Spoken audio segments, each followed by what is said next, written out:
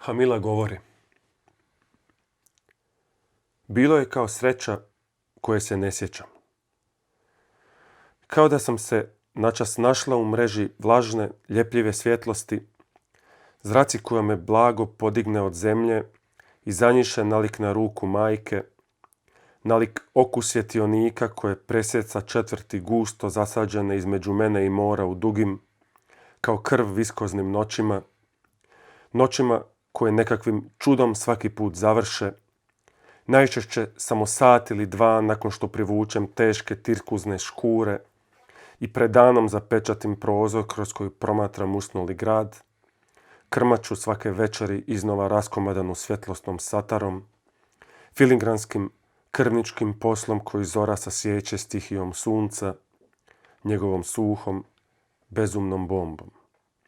Sunce, moja majka, sunce, moj otac, oboje liječnici, on specijalist za pluća, ona usredotočena na djecu, otac i majka, sunce, Hamila, sunce, prvo u nekoj dalekoj afričkoj zemlji, u nekom prljavom prašumskom ratu, možda Angola, moguće Mozambik, ne znam, među uvijek istim golemim muhama, među crvima i napuhanim stomacima, među crijevima u ono mokro herojsko doba, prije mog vremena,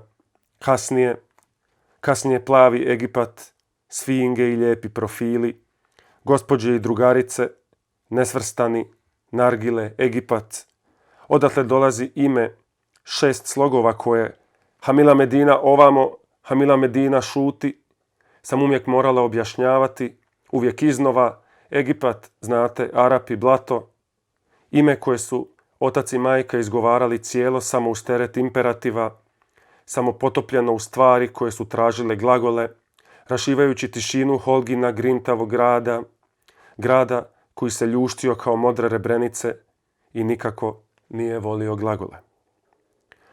A sad je majka ta kojoj je potreban doktor. Kolege kažu, Hamila, majka, ne kaže ništa. Kolege kažu, nekako tako.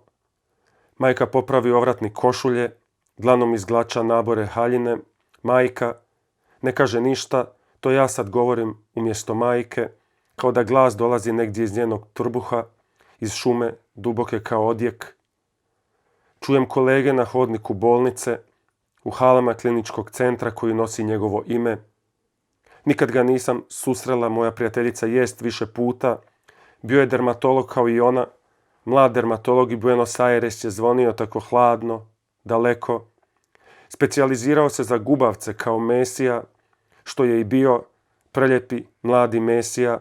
Vodič kojeg nikada nisam srela, ali vidjela sam ga iz daleka 2 ili 3 puta.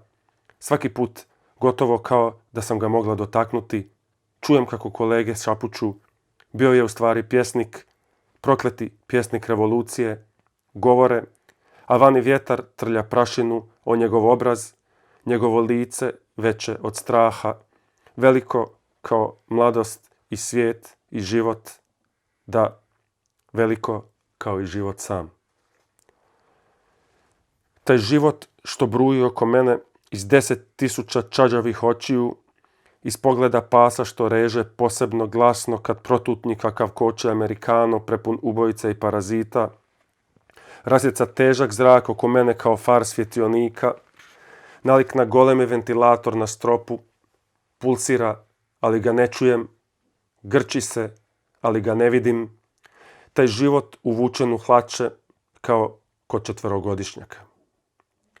Pred njim se, pred kolegama koji u poluglasu govore stvari koje ne želim čuti, iz čijih usta izlaze paukovi i pletu nježnu koprenu glasine, pred prodavačima koji kriče Morena, pred papigama i plesačima salse i redom za sladoled od vanilje ispred kupole kopelije, pred tim žednim životom povlačim se u stančić na kalje 25, nedaleko od stepenica univerziteta, kuticu s tirkiznim škurama s koji se nalik na riblju krlju šljušti uljana boja, koju sam kupovala novcem od jedne velike književne nagrade koja nosi ime pjesnika kojeg volim, s čijeg prozora pogled puca na pučinu, a pred njom Malekon vijuga kao ukočena, prestravljena zmija od pijeska.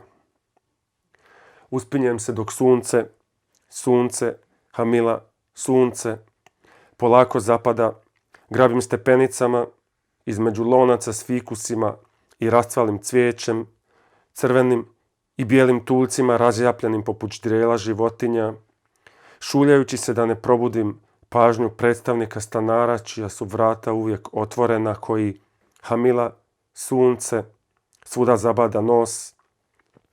Uspinjem se uz žamor susjeda kroz pilaru svjetlarnika, u miris graha i mesa, u zvuk domina i svađe i pjesme o crnoj ljubavi, pored stana na 3. katu u kojem su, lijepo piše na ploči, Fidel i Raul živjeli za vrijeme studija, na istom univerzitetu na kojem sam postala doktoresa Hamila, sunce, doktorica književnosti koja me održava živom, jer kao neukrotiva struja poezije teče kroz stvari, sve stvari. Tako se uspinjem do vrata stana, sigurnim korakom, kao da je to posljednje što ću učiniti. Otvaram vrata i odlažem registar na stol, fasciklu s latinskim naslovima, lažnim, kao i oni koji ih donose. Sklanjam sa stolice knjige, pjesme Sernude i Giljena, potonje u svečanom uvezu, izdanje povodom 34. Staljinove mirovne nagrade, izvorno, jednom davno dospjelo u ruke majke, oba romana Lezame Lime, od kojih raj, posebno raj, udara kao bat u vrućoj kubanskoj noći, zatim prijevode Calaverta Caseyja. Sklanjam sve što mi smeta prije nego će sunčeva bomba konačno zaći i ja ću pustiti unutra ledeni snop svjetionika. Sjedam, otresajući sa sebe vrađbine, otresajući tračeve shodnika, insinuacije, glasine, karc, Hamila, sunce, karc, Hamila, sunce, karci i još nešto tijesno što ne razumijem, što neću reći, bljutavi talog, žabokraćina ocvalog jezika. Sjedam i od prazne stranice koja sija jedva nazirem ono što sam godina vjerovala da vidim, svejedno sigurna, posve uvjerena da mora doći. Giljotina sjajnija od bljeska sunca kako se približava vratu. Glava koja se kotrlja dok je ne zaustave nečije čizme. Sjedila sam tako iza tirkiznih škura, zviždeći kroz zube jednu pjesmu Viktora Hare, ukletog Čileanca. Zviždala sam ususret mraku mlatećim jezikom o bijeli kavez, ponekad šišteći poput plina u crijevima, poput pitome zmije čekajući smrt da nas sažme, da nas prosije do nepostojanja svojim golemim sitom, no ne, smrt nije došla.